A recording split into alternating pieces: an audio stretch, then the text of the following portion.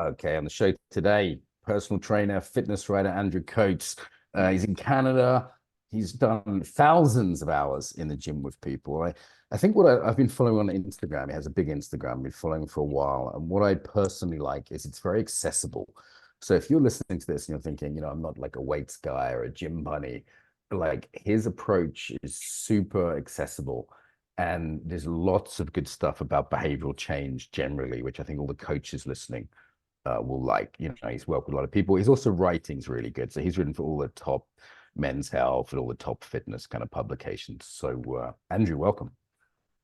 Thank you for having me. I appreciate it. And oh, every time I put up something on social media and I use the word gym, the gym, I always mean it as a metaphor for anything physically active. There are always people who wander in and they get, sometimes they get quite vicious and like, oh no, gyms are bad. They're blah, blah, blah, filled with disease. Get people in nature. It's like, it's a metaphor, find the thing, the outlet that actually works for you, that's good for your physical and mental health. So Let's start with your personal stories. People like that. Like you started with, is it cross country skiing and some sports? Like tell us about your personal journey. you did your homework. Yes. Uh, I grew up in rural Newfoundland, Canada, Eastern Canada, where I don't have the accent, but the accent sounds more like a brutalized Irish accent than it does what you would think of coming out of, say, the US or the rest of Canada.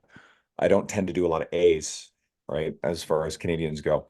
A boot, if anybody, is familiar with the colloquial stereotypes about Canadian accents. And there wasn't a lot up there. And I was very lucky. I had very forward-thinking parents. Keep in mind, I was born in 1978, so I'm 46, been around a little bit. And I got my first Nintendo Entertainment System and Super Mario Brothers at 8 years old. We had one channel until I think we were at least five or six, right there. This is long before social media and smartphones. There wasn't a lot to do in a rural town, and I wasn't old enough yet to start drinking, so we got into a lot of sports. And my parents had us in cross country skiing. They skied themselves. They were very avid swimmers. I never took to that. And they also, a lot of home cooked meals. So very lucky in that sense. And didn't realize until much later on just how pivotal that is, because not everybody has the good fortune of growing up in that, kind of environment with those skills or those default settings. Played a lot of high school basketball, went to university, got away from, sports in university, very focused on studies, came out with a business degree. And then after university, I'd been messed around with the gym a little bit during university, never stuck, finally stuck when I graduated university. Became a very important part of my life, very important part of my identity. Bounced around in different careers, never really found a footing, moved across the country. I owned a nightclub at one point. That was an interesting experience, a lot of fun, a lot of headaches, but left that kind of world because a lot of bullshit comes with it. And ultimately found my way into personal training at 32 years of age. So I've been doing this, it's creeping up on 14 years, I guess, pretty close. And started out as a job that I needed a job. And it became something that I found I enjoyed, good at, passionate about, became a voracious consumer of fitness information, knowledge, studying to be better at my craft.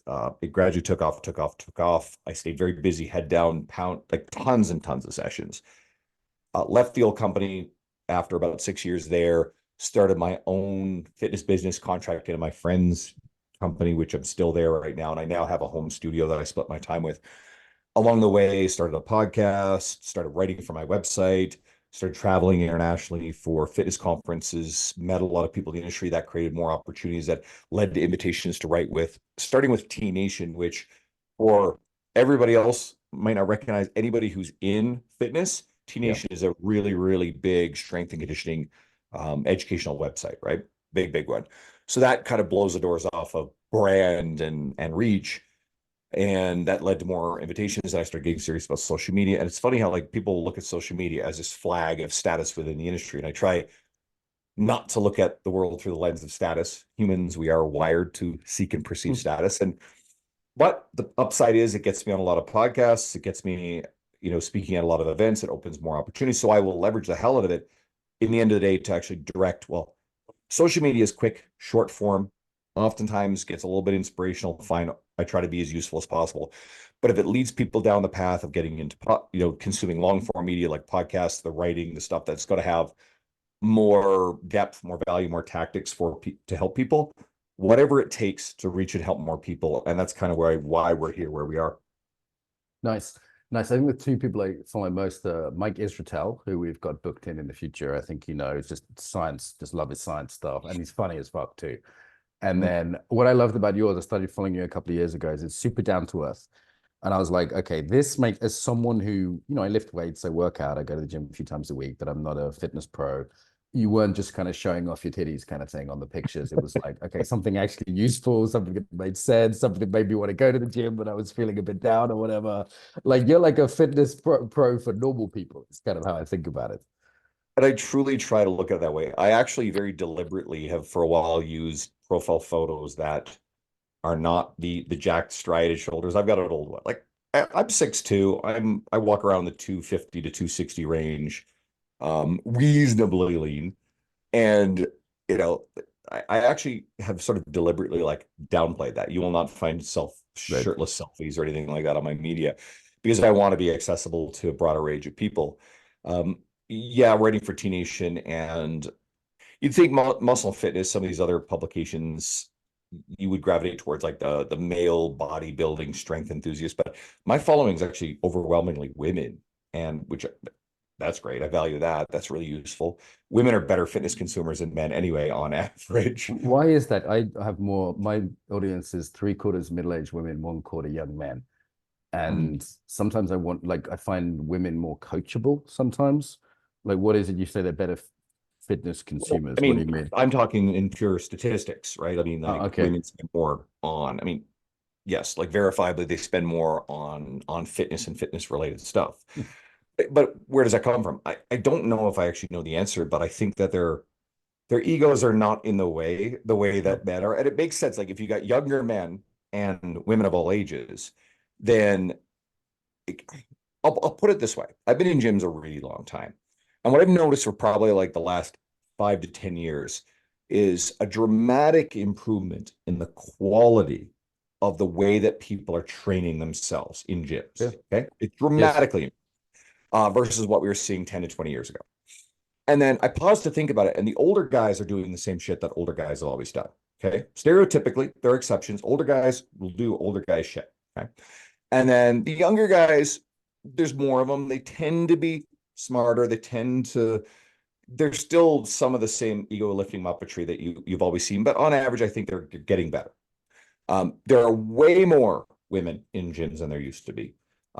There are more older women who know what they're doing, but there's a lot of younger women who really know what they're doing. And it's obvious that they're avid consumers of, I mean, sometimes it's the TikTok biomechanics, like trendy stuff.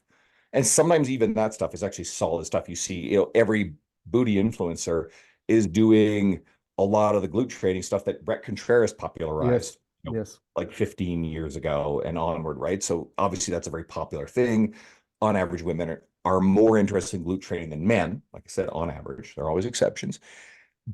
So, you're going to get a lot of young coaches who are very savvy about video-based media who are going to be teaching this stuff. And half of them don't even realize that, Brett is the one who sort of innovated or popularized a lot of this stuff when he did.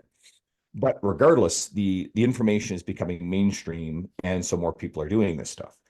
But I've seen it's the growth of the participation and the skilled execution of women in gyms. And I think it's evidenced by the fact that women are more willing to learn, more interested in learning. I think and I think stereotypically guys just get a little bit set in their ways. There are always exceptions and guys who want to grow or realize, hey, I'm tired of feeling beaten up all the time. I'm going to go hire a coach. But I think women, just their ego's not in the way as much as men. And I don't think that's the only answer, but I think that's a piece of the puzzle. Yeah, if I see the best technique, usually I'm copying women in gyms for best technique.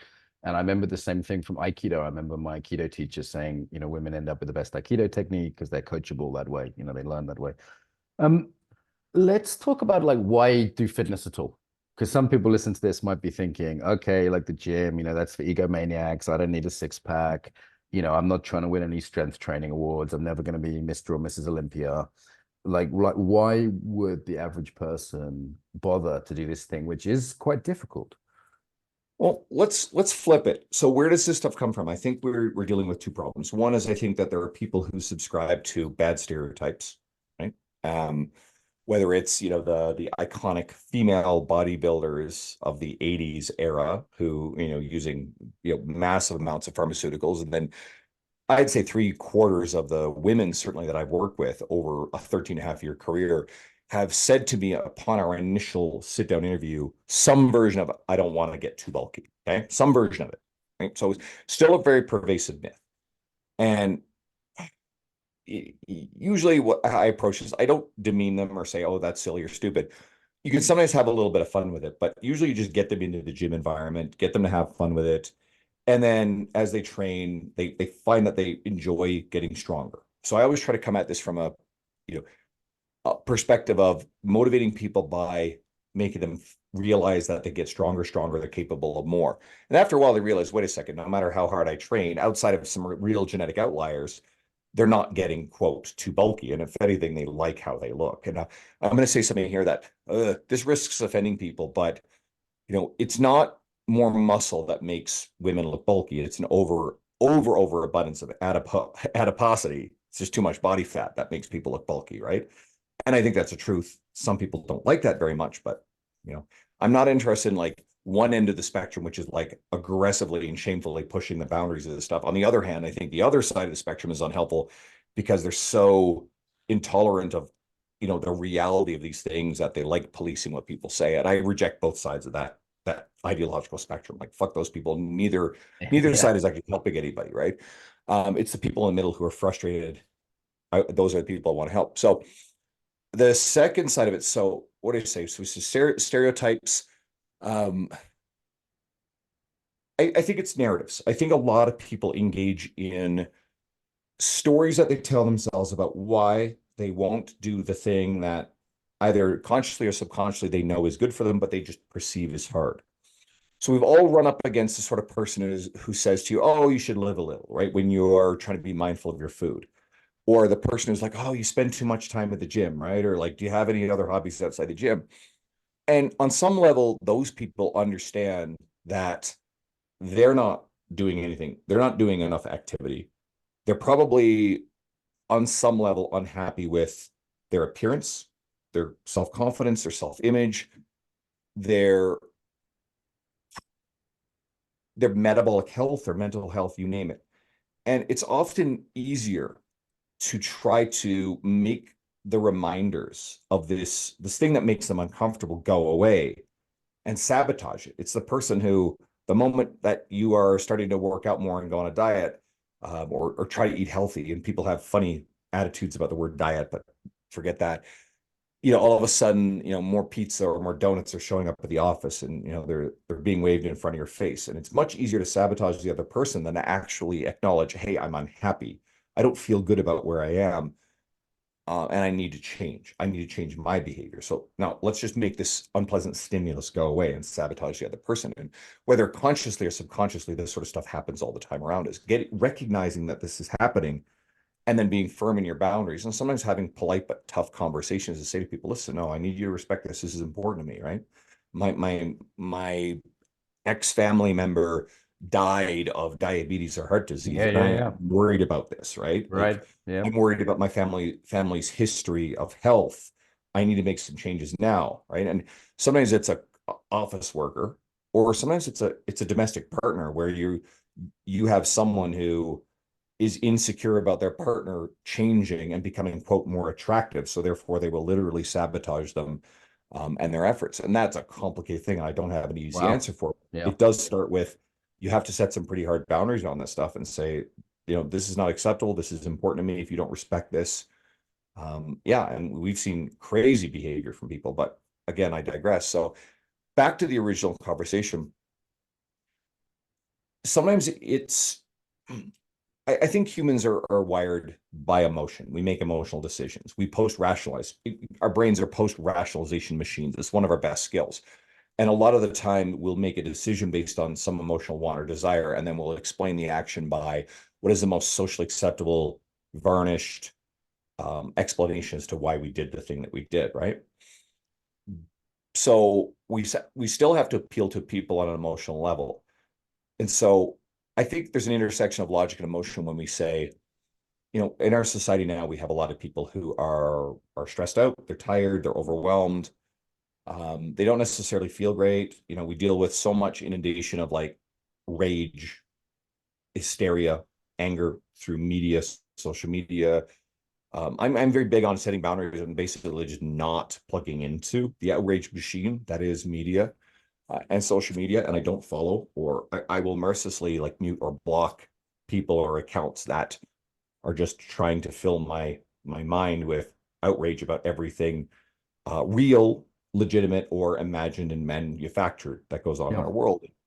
That's a complicated topic I don't want to wander into either. But guess what? There's a boundary around my emotional well-being. And if I'm distracted by these inputs that tire me, stress me out, burn out my sort of like, neurological energy, then I don't have as much left over for the good people in my world or to help people with their health and their wellness. And that's my mission is, okay, can we get people working out, eating better? So if we can get people logically and emotionally to realize if I spend some time in the gym, and the gym is a metaphor, something active, it will improve my mental health. You will feel better.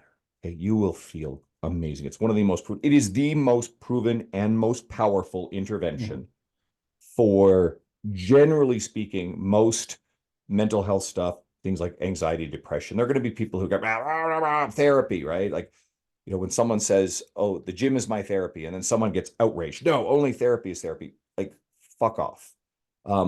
Someone has found a positive Yeah. outlet. It's a figure of speech.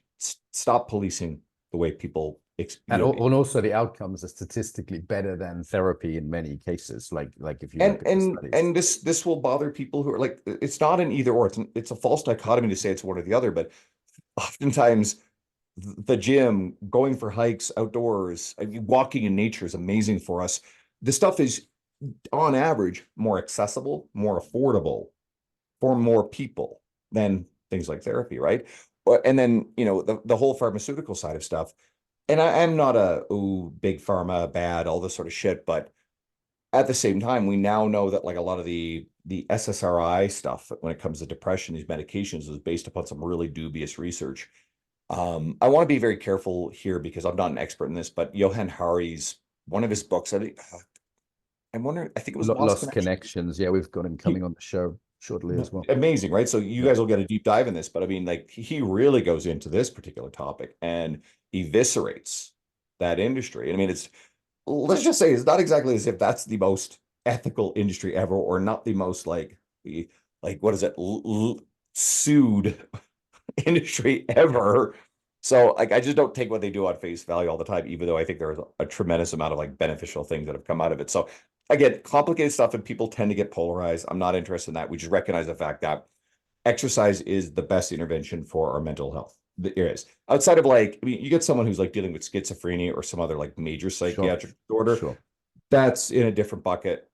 We'll leave that out of the conversation. So moving on. If you just don't feel good energy, like you feel tired, like sometimes you can just feel it in your chest, in your heart, in your soul, deep down. Like, I just don't feel good. I walked up the stairs and I'm tired. It's like, let's get you active. Let's get you lifting weights. Let's get you doing something cardiovascular, something that's like moving, taking steps, moving around. Again, if it's walking outside, that stuff's going to make you feel better. You're going to have more energy to enjoy your family, right? You're not going to feel burnt out at the end of the day of a hard day of work. And then your idea of recharging as well. I have no energy to do anything else but sit on the couch, mindlessly eat garbage and watch television, which we actually know is not recuperative to our nervous system or emotional well-being.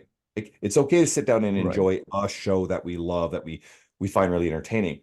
But if your idea of recharge is nothing but being plugged to a screen or scrolling through social media, which messes with dopamine, and that's a whole nother thing there. Go read Michael Easter's Comfort Crisis is great. I actually recommend that, but his other book, Scarcity Brain, right? It'll go really deep into this stuff. Good resources on this. And we recognize that our world now is so convenient with both the food, the entertainment, the devices, everything, just how we get everything we need to survive. that in order to be metabolically healthy, in order to be mentally healthy, we actually have to voluntarily choose to do active things now. We have to voluntarily choose to cook the more nutritious food as opposed to default to the food delivery apps. At least once upon a time, if you wanted crap, you'd have to go out and get it. Yeah, it Now was it's hard to go to or McDonald's. Now I just click my phone. Yeah. yeah, I mean you could always order pizza or Chinese food. Okay, cool. Like and listen, there's room for some of that stuff. But now you have a food delivery app, right? You can get anything you want quickly. But honestly, like a lot of the healthy, nutritious stuff you could have, you could prepare in the same amount of time it would take to have it delivered to you. And it feels better. I don't feel good when in periods of my life in the past where I've eaten more highly processed food, right? And it's not to say that I can't have any. I enjoy a Dairy Yeah. Queen Blizzard once a week after a leg day. It's a treat that I love and look forward to. You're going to say, Yeah, how do we make good decisions? So I think most people would be like, yeah, I want to eat well. They kind of have some idea what that means, or there may be differences between people, people more whatever, this, well, that.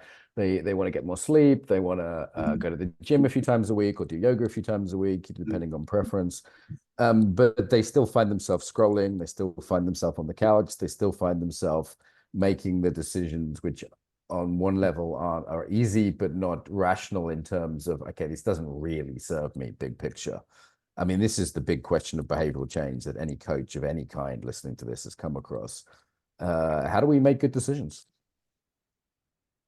there's a lot, and this is the hard stuff, right? I mean, you can go read a book like James Clear's Atomic Habits, which is probably the best. It's not even about fitness. He references it, but it's the best fitness book that's ever been written. It's the best behavior change book that's ever written. It's successful. He talks about making votes for the person you want to be. Okay. Like, and I like thinking in terms of identity.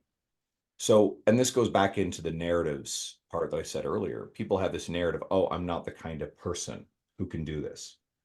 And sometimes what they'll do is, yeah, I think New Year's resolution behavior can often manifest this way.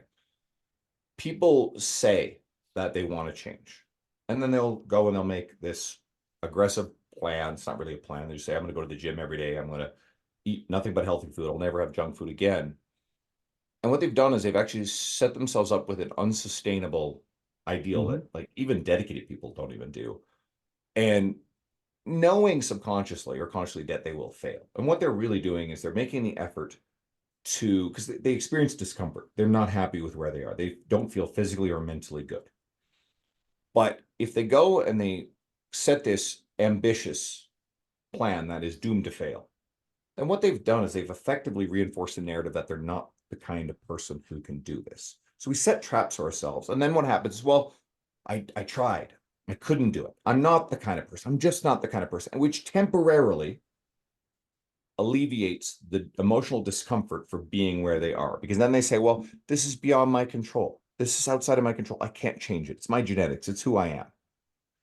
And I think sometimes it just becomes softening that rigid identity, that fixed identity, and just say, listen, like, I want to change. I am capable of change. You look around at other aspects of your life where you have been successful, where you have changed, and realize it was uncomfortable at first, but I did out of necessity or desire. And I think it becomes either tapping into old identities of the formerly active version of ourselves in the past and look for the proof that, hey, we did this before. Okay, life's different. All right. Or setting an aspirational identity. I like this concept. Mm-hmm. Aspire to be the person who does more of this. And then it is still small steps and small actions, as opposed to an unreasonable plan and outrageous behavior. And I think you have to seek support on the way. I think there's so much stuff out there, and it's not about necessarily hiring a coach. Not everybody has that, but there are so many free and cheap resources. You're bringing Dr. Mike Israetel on soon. Mike's a friend. In fact, I met Mike in 2017 at a conference, and I like, Mike laughs when I say this, but Mike kept in 2020 sharing my posts on his Instagram wall, tagging me, and it drove hundreds and over a course of the year, thousands of followers my way, which was actually what really seeded the initial growth. And then his business partner, Nick Shaw, is a very close friend of mine. Nick's a wonderful human being. And with our peer doing, they have tons of free or low cost information on their website. They have tons and tons of YouTube videos where Mike just gets on with Yeah, yeah, life. just downloads, Hilarious, but yet hysterical show. hilarious and useful. Yeah. And they're gaining, I think, like in the range of over 100,000 followers a month. So like this is entertaining stuff. They're way over a million, way over a million now. So there's tons of free information. They have inexpensive books like RP Diet 2.0, which is one of the better resources you're ever going to find. I've got a physical copy. If you share video, where is my copy of it? Just to illustrate. There it is. Renaissance Diet 2.0. Great Yep. resource if you want to learn a lot about nutrition. This will help you, okay? Or you could go, if you really want to get hardcore into muscle building stuff, I've also got their book, Scientific Principles of Hypertrophy Training. Like they create a lot of stuff. These are books, right? You know, Yeah, you yeah, get yeah. this for, 30, 40 bucks probably. You can go listen to the RP podcast. And that's just one example of many of people who are putting out resources. Now, here's the other thing is you can get caught consuming endless information to feel productive and never actually like step foot outside or in the gym or in the kitchen and change your behavior, but feel like you're doing something useful. But there are resources, inexpensive resources that can help you learn, figure out where to start, and hopefully motivate you to keep going. There's no magic formula. This you actually have to make a tough choice and decide. I'm tired of Yeah.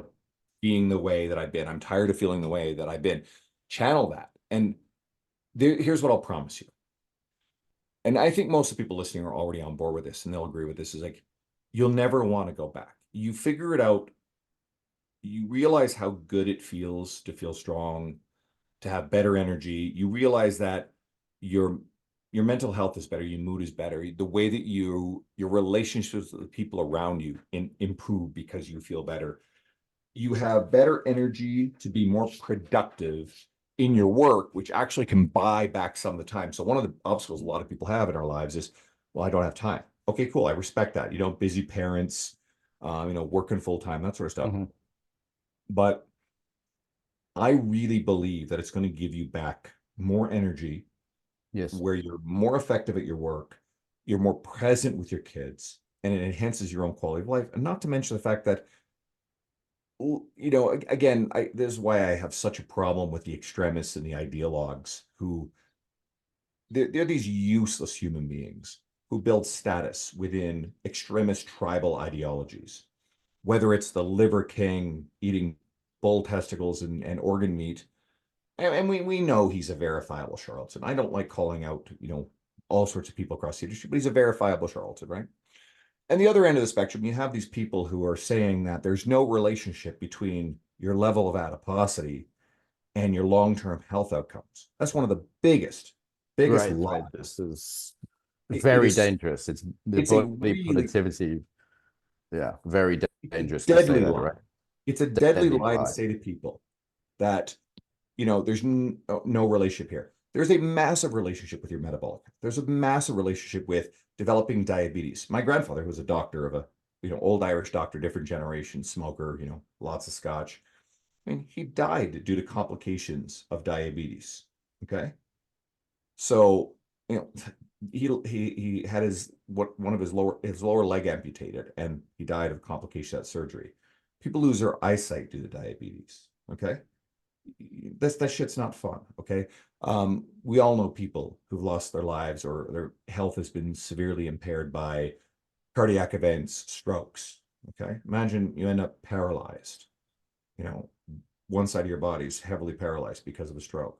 And it's not to say there isn't a genetic component to some of these things or that we can 100% guarantee that will prevent this stuff, but we can overwhelmingly improve our odds. And something like Alzheimer's disease, right? We now overwhelmingly believe there's a relationship between our blood glucose regulation and Alzheimer's. There's a genetic component, but if you've got someone who is like Chris Hemsworth, I think famously came out and he said he had two copies of the gene that I believe it's related to Alzheimer's directly, certainly to neurodegenerative disease. Anyway, took a little break from acting just to kind of figure this stuff out. But Chris Hemsworth is also a dedicated fitness guy.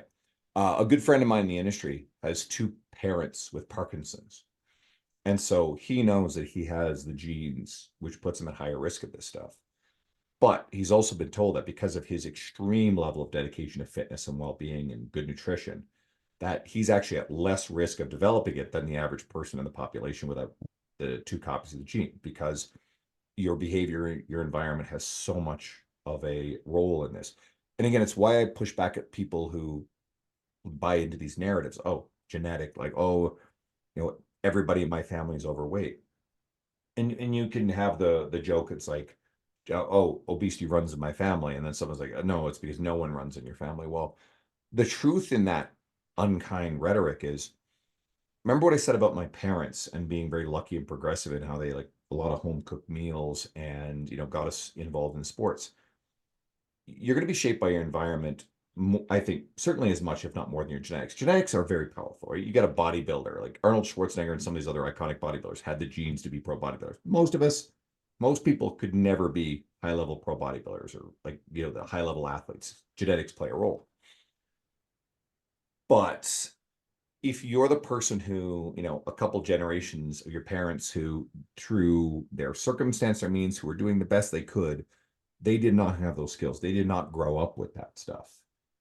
And you learned from that environment, and all of a sudden you find that, you keep weight on easily, but what do you grow up with?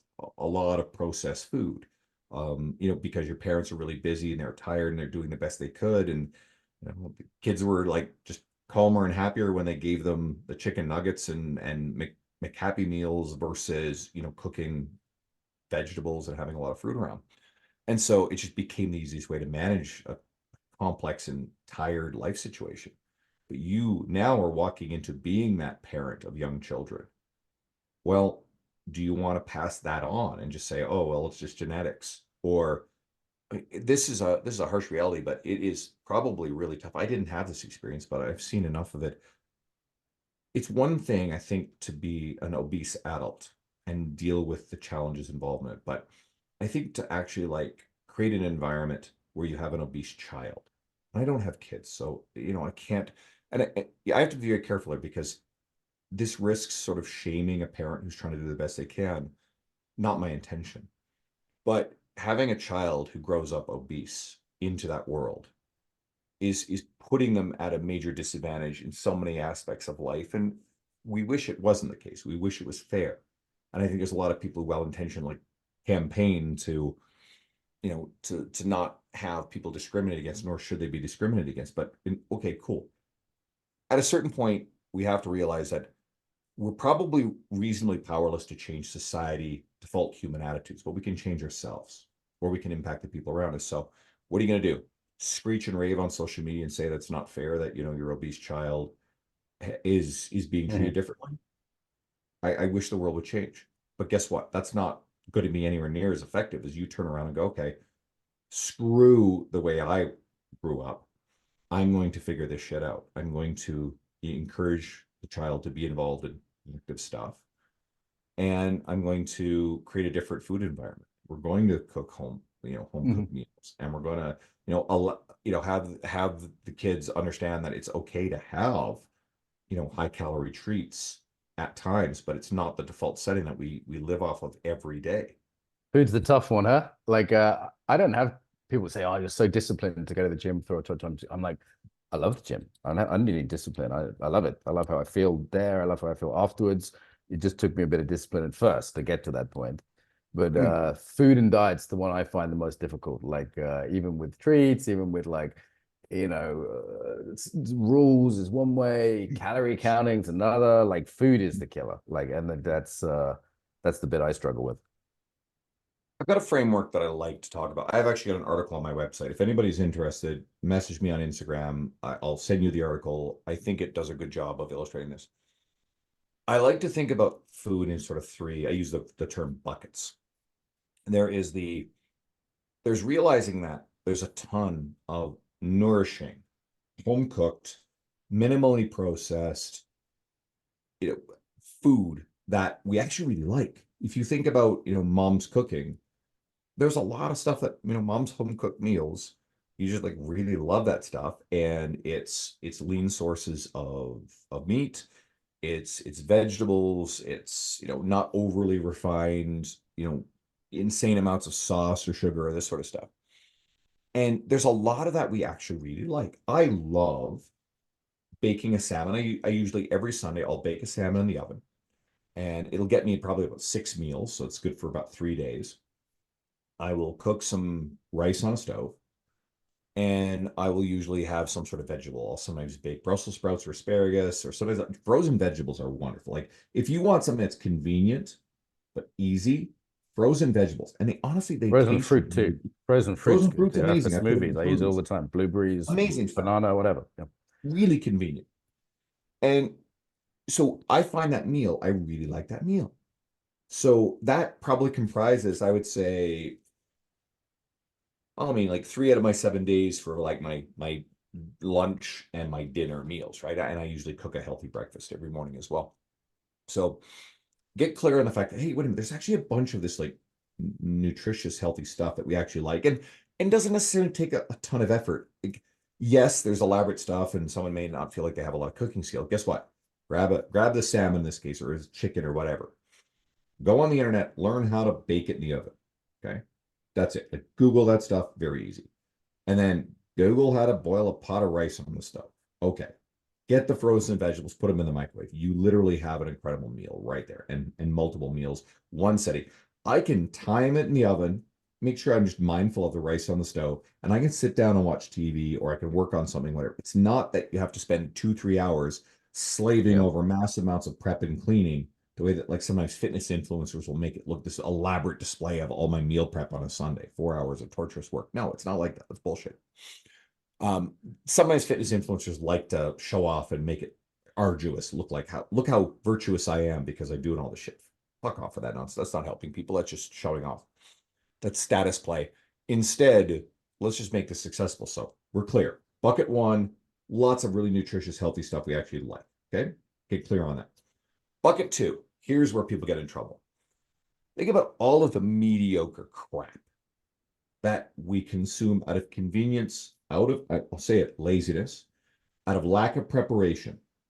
That isn't even very good. We don't enjoy it. It's not very good. Who's ever been like just quote hungry? You're bored and you're not hungry. And like you crushed an entire tube of like crackers. Crackers. Unfulfilling. Like mediocre. Or you open a bag of chips, a family size one.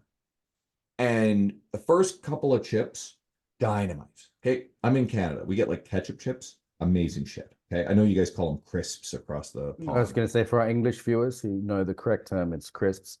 So Crisps, right? So, but you think about this, the first few, magical for the ones you like. Okay.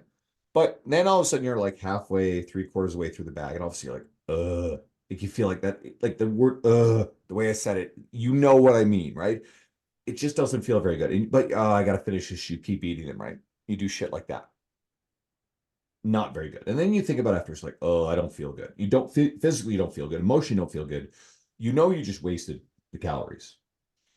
But then there's all sorts of other stuff you've just eaten mindlessly, and it's not good. Who's ever eaten like cookies that just weren't good, but you ate them because they were fucking cookies? Okay. Like the apple, the orange. I have an orange every morning. You know what? That is delicious and sweet and wonderful. I look forward to it. Okay. That's a treat for me. And I still have, we'll get to bucket three in a second, but get clear on the fact that there's so much stuff that you eat that's mediocre, that is not fulfilling, that we regret having eaten. We regret spending the money on it. We regret eating the calories. Okay. Mercilessly tack that stuff. Get that stuff out of there. Be utterly merciless with that stuff. Get rid of it. Because bucket three, now get clear on the treats you really enjoy, whether it's a great glass of scotch, whiskey, right? I like good Highland single malt. Or my example I use in the article is I love Dairy Queen Reese peanut butter cup blizzards. Love them. Now, guess what? If I have one a day, I feel very sick of them. Ugh. But if I have one a week or less, it's a treat that I look forward to. So after I do a tough leg day on Saturdays, I just sit down to myself quietly and I just enjoy, slowly savor a Dairy Queen Blizzard. And it's something that I can fit into my calorie needs. And because I get to look forward to it all week long, it staves off my desire to eat, mediocre shit or bring it into my house or order it on apps. I also refuse to to download food delivery apps. I've never had one on my phone. That's a hard no for me. That's a firm boundary. So you figure out what those things are that you love. And don't give me this garbage that you like, you love everything. You can't have everything. You have to be a goddamn adult. Enough of this shit. Like, take some fucking, I'm being harsh here. Take some responsibility over this stuff and decide no more free for all with like all this stuff because you don't love it all. Right? This is just like the default. That's a narrative. Some of it is amazing. Some of it's garbage. Most of it's garbage. And what I'm saying is you get to keep the amazing stuff. I'm not telling you you can never have processed food again. You can never have treats again you love. Maybe it's apple pie you love. I love apple pie. I haven't had it in forever. I don't need it. I love ketchup chips. I don't touch them. Haven't needed, haven't craved it in forever. You don't need these things. But my Blizzard is something I really look forward to and enjoy. Okay. So you can keep the bucket 3 stuff as long as it fits in your calorie needs. And the best way to get rid of to keep it and to enjoy it, guilt and shame free, is to mercilessly attack bucket 2. Now, because what happens? You eat bucket 2 garbage. You feel like crap. You're not fulfilled. Guess what you want? You still want the good stuff. You still want the really, really fulfilling thing you love. But you don't necessarily feel good about eating that because now you've eaten an overabundance of highly processed stuff, which just leaves us feeling kind of shitty. Or you're feeling guilty or not good about yourself because you're just eating all of this stuff that's overly processed, too many calories, etc. We don't feel physically good. And so it all gets lumped into this bucket. Good. Let's attack. Let's get rid of the crap. Let's savor the true treats. Let's set some boundaries around them so that way we get to look forward to them. And it will actually allow you to enjoy the things you love without guilt, without shame. And that's the framework. So more of bucket 1, eliminate bucket 2 mercilessly, and you get to actually preserve bucket 3, just have a reasonable boundary around it. And I really think that's a great formula for how to approach your nutrition going forward. You're not deprived. Got it.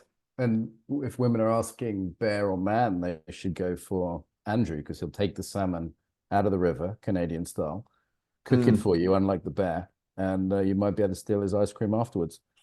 I am not touching that man or bear thing. I think it's idiotic, but it's also like, I mean, because you're going to get stories about people are literally killed by bears in the woods. But I also understand where this shit comes from because you get too many stupid fucking human beings who treat people terribly. So, but yeah, it's also one of these ideological narratives that just I playing, don't play those games. It's outrage. It's outrage porn. Yes. It's outrage porn. Get everyone's emotional.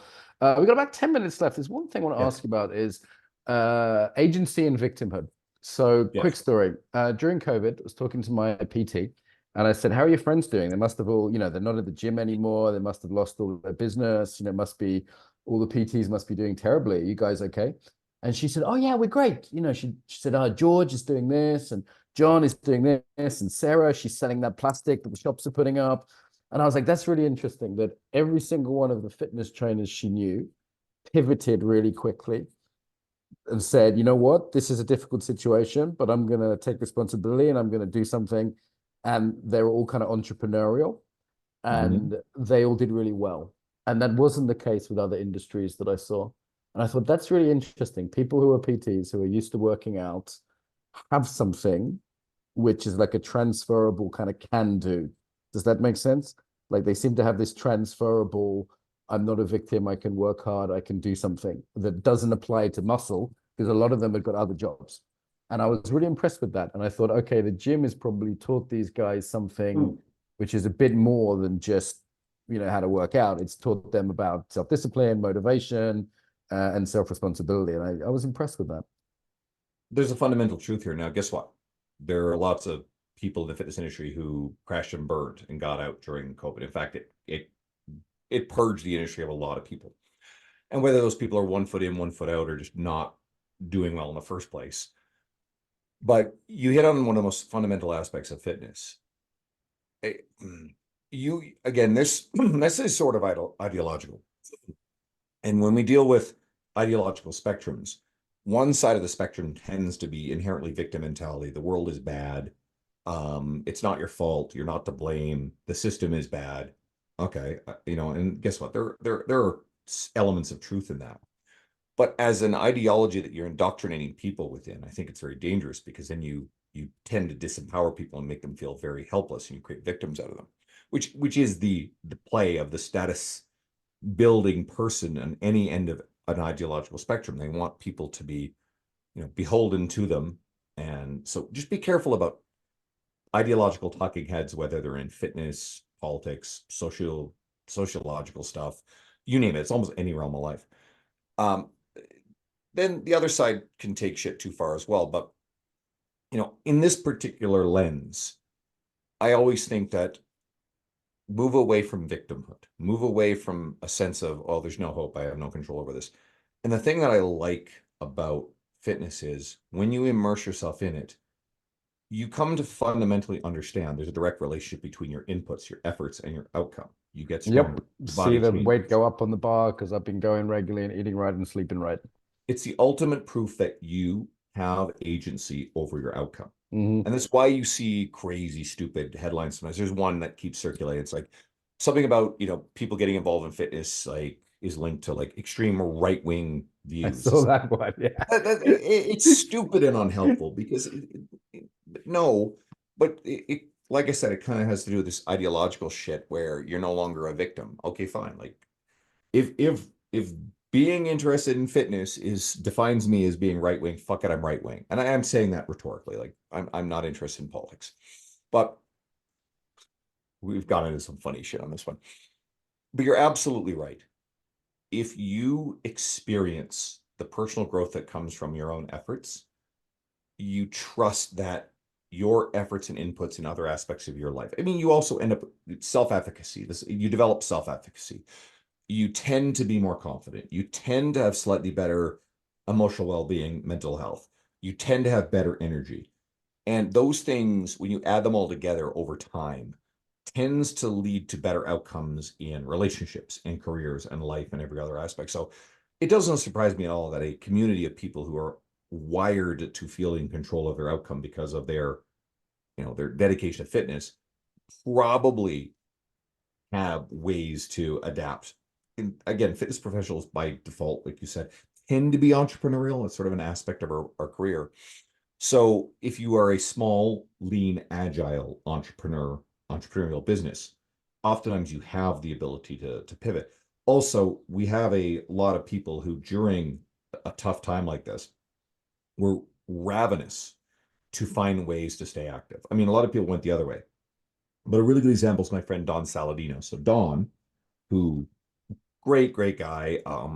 He's coached a lot of very famous celebrities. He's Ryan Reynolds' coach, Blake Lively's coach, Anne Hathaway. He's worked with half the Marvel Cinematic Universe. He used to own a gym in Manhattan for 15 years, and his lease was up just a couple months after the COVID stuff started coming down. So great timing. So he just walked away from the lease, and he has a deep relationship with muscle fitness and men's health. So he's like, all right, what do we do? Him and his wife, they started moving around furniture, and he's already got a good social media following. So he starts filming workout videos for free, like tons and tons of filming nonstop, and builds these workout programs and starts like he has them. And then so Men's Health, Muscle Fitness, if I remember story correctly, they both come to him and was like, hey, what do you got here? Because people want these programs. Don's like, here, I have these. So what did he do? Brilliant play. He gives them away for email addresses. So he ends up over the course of a few months developing an email list that's in the hundreds of thousands. Okay, amazing. He's giving away incredibly valuable stuff to people at a really tough time. He's there, he's on the videos, developing an incredible relationship with all these people. He has the credibility of having been a very successful gym owner, very entrenched in the fitness industry, educator. He's been on the Perform Better circuit for years and working with beloved celebrities, right? He's worked with people like Mike Bloomberg and other like high power business people as well in New York. Massive credibility, a lot of charisma.